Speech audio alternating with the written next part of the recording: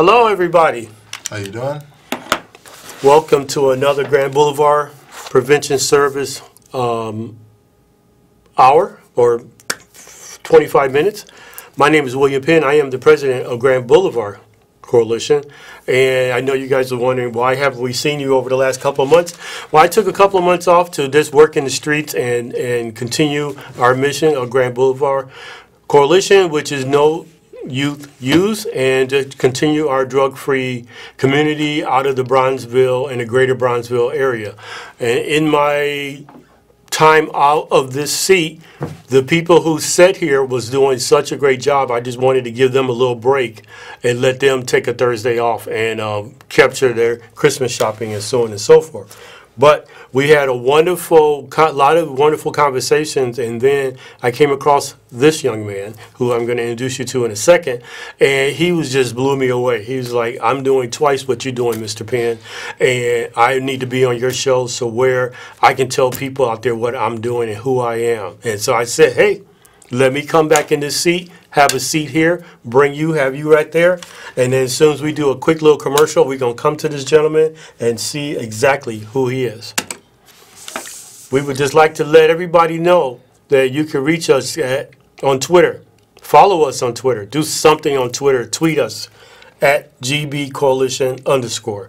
We appreciate it, and we love all the feedback from that. Also, if you're listening to this show live today, right now, and you want to call in because he might say some controversial things and you want to disagree with him, please call us at 312-738-1060. I think without any further ado, introduce yourself and start telling people who you are, and what you're all about. My name is Etienne Brown. I have worked with youth for about 2 years. I recently moved back to Chicago. I'm originally from Chicago, but I was living in San Diego for a year. And there I was working in a church called Cornerstone Church of San Diego with youth, trying to keep them off the streets, keep them out of drugs, and just mentor to them, teach them how to live their lives. And I had a lot of fun doing that, actually. It's a great job. And so when I got here, I decided, why not do it again? All right. So you're from Chicago. You took youth, but you look like you're a youth for yourself. And I know I get in trouble for telling people they look like teenagers and you're going to go to prom. How old are you? 19. 19, so you are a baby. A baby. Sure. You graduated from 19. What, you graduated from high school a couple years ago, right? I don't know these things. I actually graduated from high school a year early. A year early? Yeah. Like you was 14 when you graduated from high school. I can't. No. I ain't got my math. I don't have my degree. You're amazing, man. That's good. So you came back to Chicago, and you brought some of those wonderful things that you learned out there in San Diego back here? Yeah. You at school? Yeah. What's your degree? What are you trying to get your degree in? Graphic design. Graphic design. So how are you meshing? Let's go there. That's a question you probably didn't even think about. How are you meshing your graphic design with your ability to help bring on the youth that are up under you? Well, one of the first things I did when I started working with GBC is create flyers for us to distribute, try to get that out to the youth, and just have something new and fresh so that people can look at it and say, oh, I want to join this program, or oh, this looks interesting. So that's one of the ways that I'm trying to mix those two.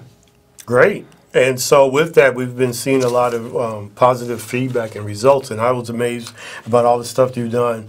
Tell us a little more about the San Diego and when you were working with the youth out there. What were you exactly doing?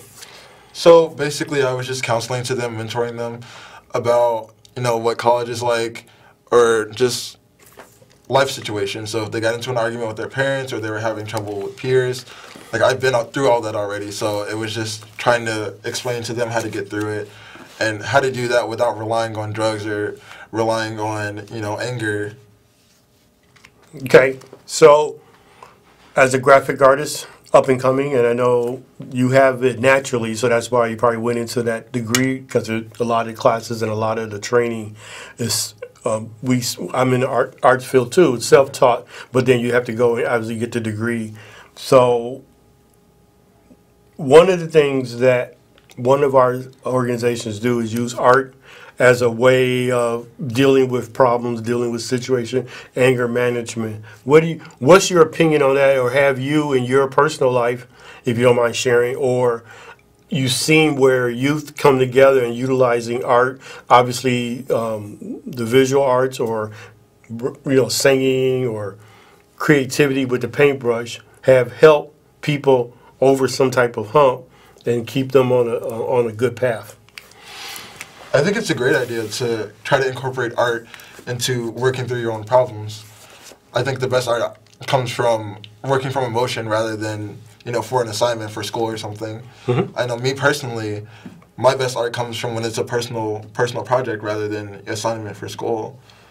And in my personal experience, I worked with the Hyde Park Art Center. Oh, okay. I've heard of them. Yeah. In a program called Restorative Justice. Okay. So we kind of created art that kind of pushed towards restorative justice in our communities, and specifically African American communities. Right.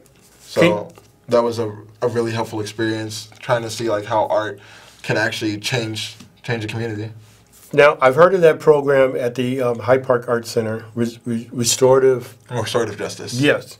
Can you speak on that just a little bit for our audience who may be not familiar with that? What was that program in particular, or what was their mantra, what they were trying to do? So we were working on creating art that kind of spoke to some of the struggles that are surrounding African American communities or low income communities. For example, gentrification or gun violence, lots of different things. Right. Premarital sex. Okay.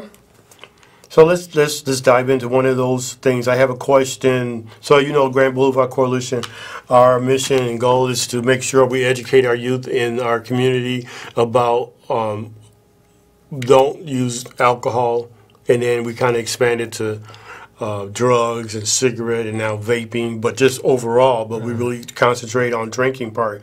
And what do you think underage drinking is? Do you think underage drinking is a serious problem in some of the communities? Where do you live? I live in South Shore. In the South Shore, that's a perfect. In South Shore, do you think underage drinking is a serious problem? It's a huge problem. I know that there are certain places you go in and they won't even check your ID. And there's a school, South Shore High School. Yes. It's just right next to where I live, and I see students go in all the time and buy things they shouldn't be able to buy. Okay. So it's a huge problem. And honestly, we need to work on fixing it. Right. Oh, we definitely do. Do you think that these students are doing it? This is your opinion, of course, and you don't know none of these people, nor do you know their location that they go in to buy that, because we're not trying to get sued, you know what I'm saying?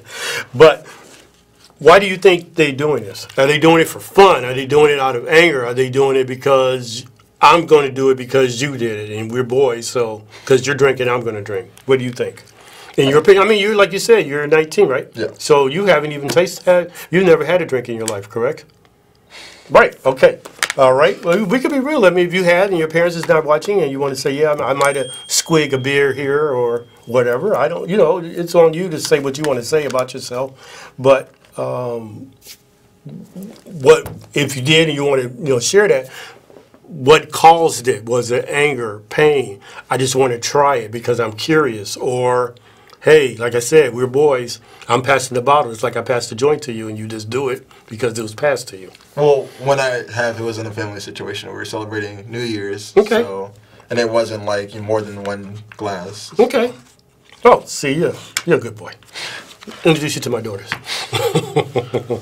So how do you feel about that? Let's go there, because I know in the past time, my daughter was actually 20 and a half, and I maybe gave her a little champagne for New Year's, because we as a family spend New Year's at home, and we do it in our house. Mm-hmm. Wasn't trying to get drunk, or it was like a little sip, and she hated it. But the point was, by the law, I was breaking the law in my house.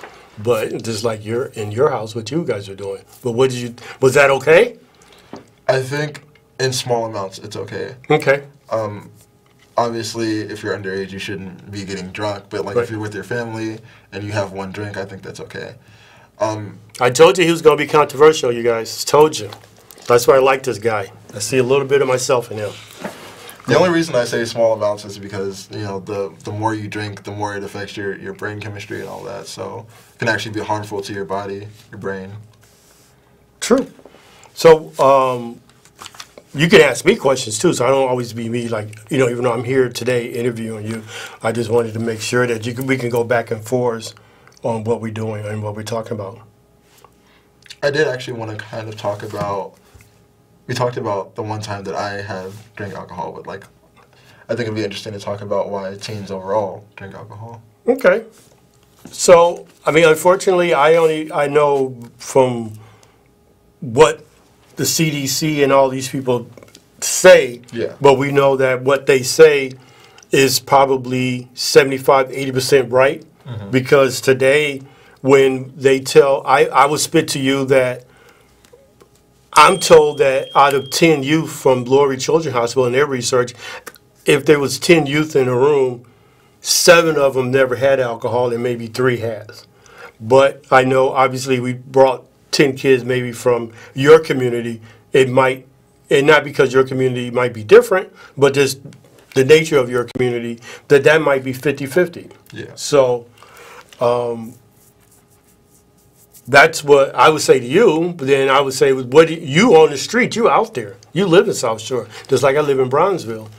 What do you know, I don't see alcohol in my community, but I know the increase in marijuana because I smell it. You know, I don't see a high school student stumbling down the hallway or when I'm in a school or down the street because he might have had too much to drink or he's a little tipsy. But yes, I see them literally at my back door. Sometimes I live in an apartment on my back stairwell because I live by a high school, partaking in a little evil weed, you know, like that. And so I smell it. So your experience obviously is much different because you're not only a youth and you probably can walk by these high school kids and like hang out with them because you're their age and all that too. So what do you see why they do it, or do you think that it's pressure? Again, do you think because, or do you know if they're doing it because of pressure, they're doing it because of peer pressure, they're doing it because, oh my God, finals are coming, I can't deal with it, let me take the edge off, or I'm in pain? I think personally, peer pressure isn't the right phrase for this situation. Okay. It might have been some years ago, but it's not really the reason people drink now. From what I see, people just really lack connection. Okay. And so when they drink or do drugs or something, they get that sense of connection because they have a community of people who drink or do drugs with them. Okay. And they might not get that connection at home or with their family, with the people that live on their block. They might just not have that in their lives. So they go to school and they know these people, but they're not necessarily, they may not be friends or might not have a connection. But they go to a party or something and everybody's drinking. They're not pressured into doing it, but it's like, I want to experience. Why not? I want to be like my friends. Exactly. Why do you think that, in your opinion, that now, you know, I'm a boomer, so y'all say get lost boomer, or whatever that little phrase for boomers. And then there's obviously 2 generations between you and myself, and then there's your generation. But in my generation, we didn't have all the technology and stuff, so being a part of something you physically was a part of.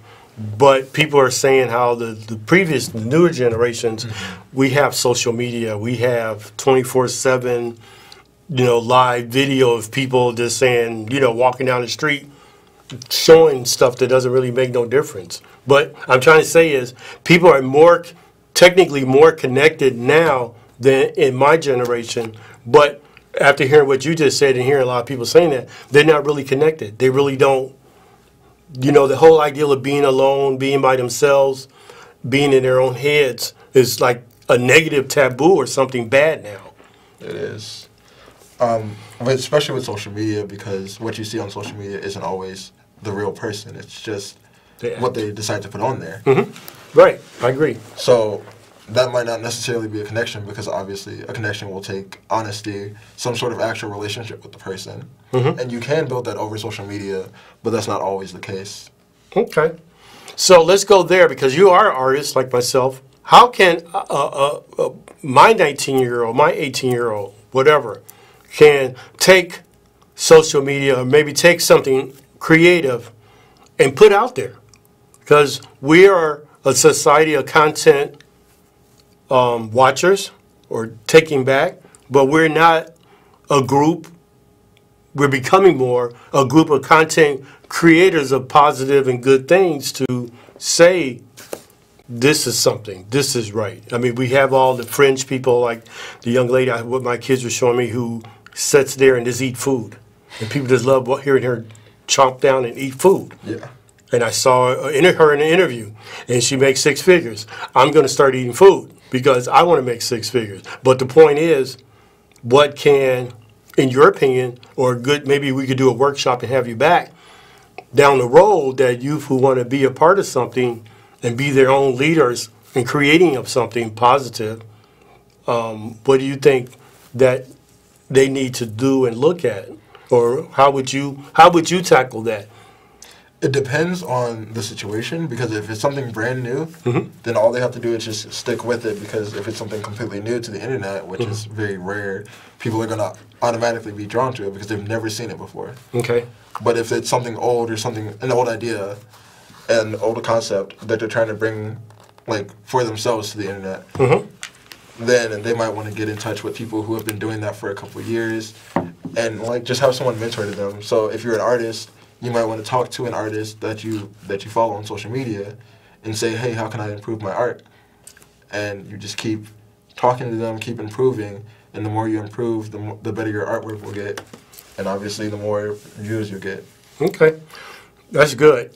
So, and I think we probably touched on something that might be with what you're doing and mixing with the youth and stuff might be a good thing, because I know we have tried to pull some stuff together to have a contest and have new content creation, and we've gotten some good response, and so it's growing. And anything that you do to second, third, fourth year, it grows. That could be it wound up starting to be something.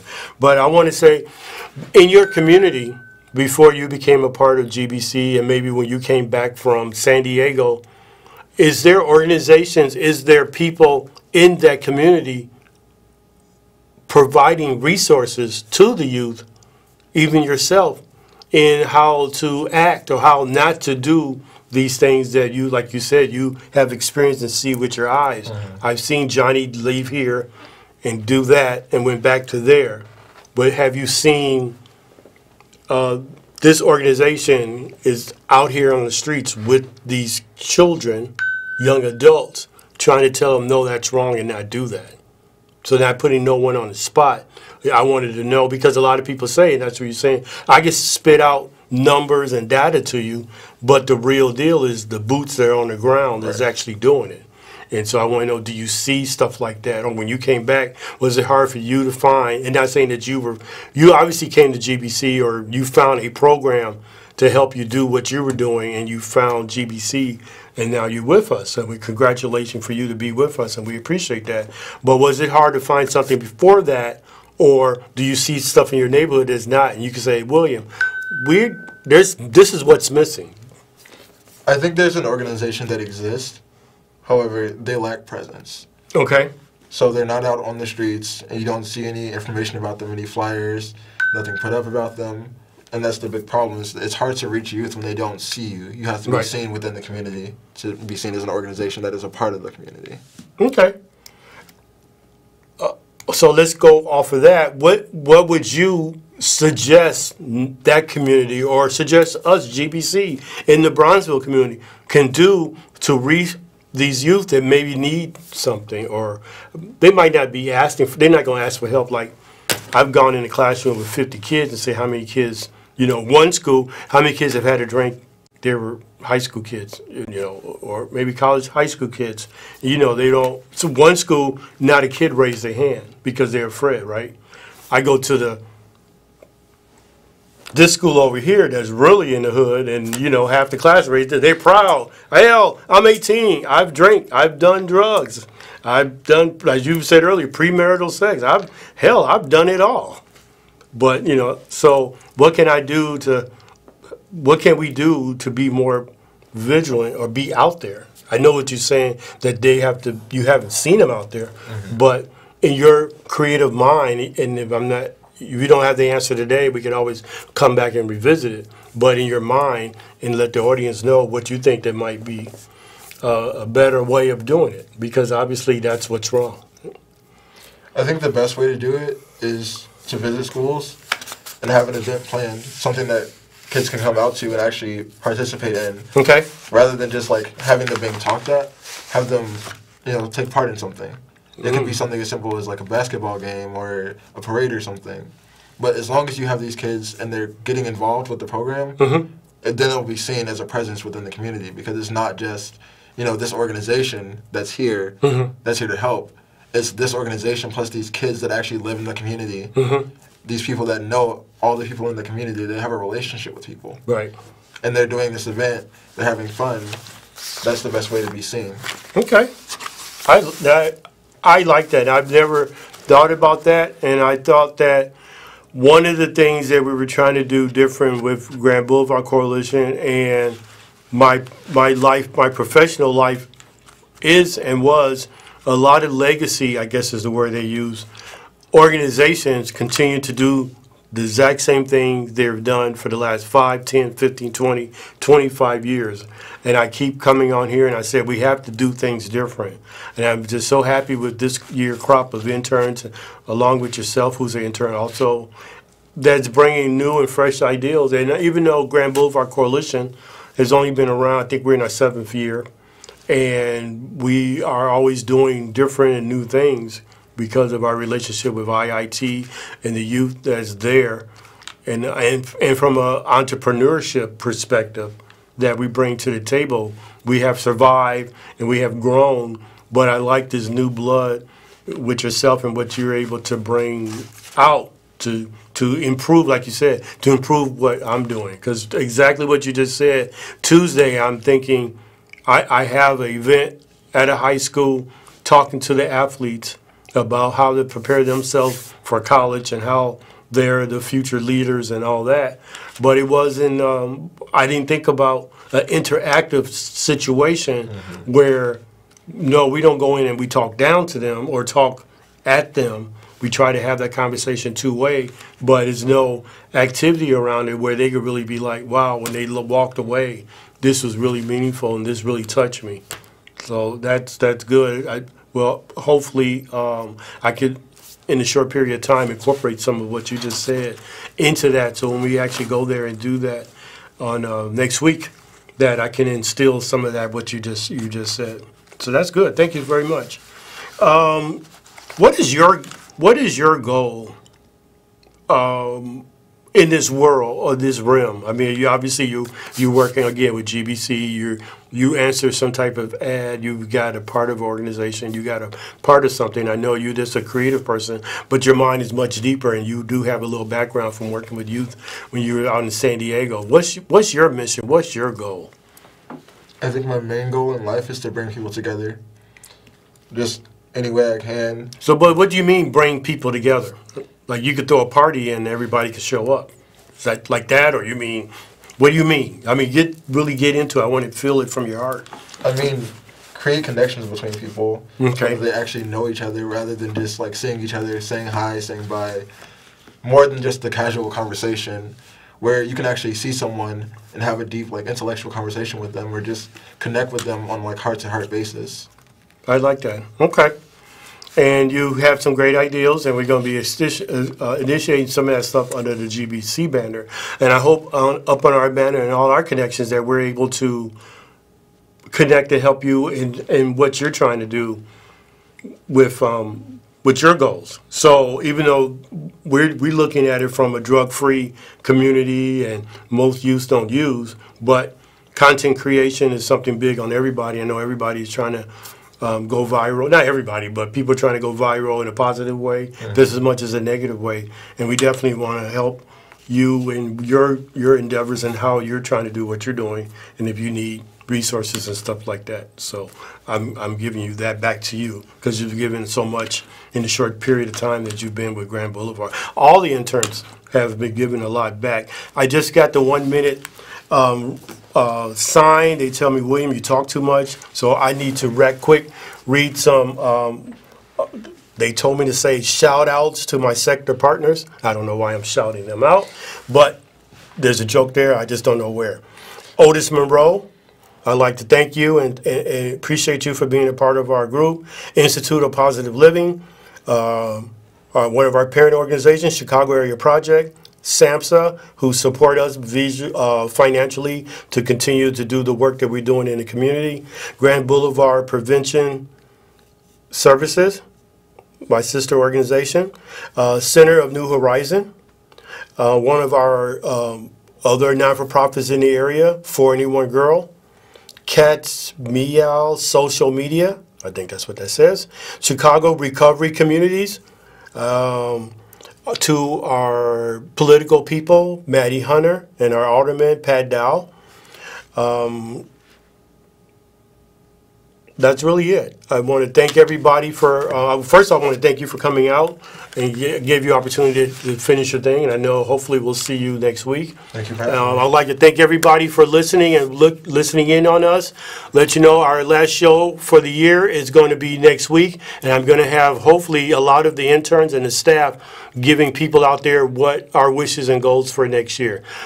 Signing off, this is William Penn from Grand Boulevard Coalition. Thank you, and be safe and warm this upcoming week.